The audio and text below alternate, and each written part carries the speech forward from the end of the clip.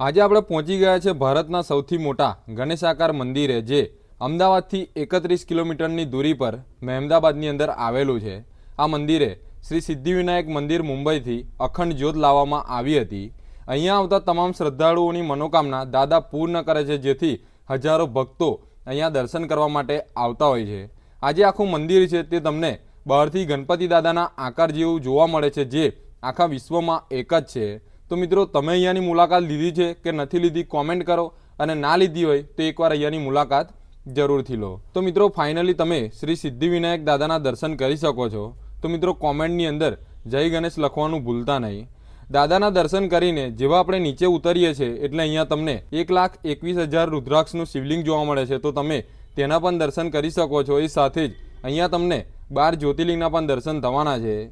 અહીંયા બીજા ઘણા બધા નાના મોટા મંદિરો આવેલા છે, જ્યાં તમે અહીંયા આવો છો તો દર્શન કરી શકો છો। આ મંદિરે બાધા રાખવા માટે સવાશેર ધાનમાં ઊંધો સાથિયો કરવાનો રહે છે, અને બાધા પૂર્ણ થયા પછી અહીંયા સવાશેર ધાનમાં સીધો સાથિયો કરવાનો રહે છે, જે તમે જોઈ શકો છો। ઘણા બધા ભક્તોએ અહીંયા સાથિયા પણ કર્યા છે।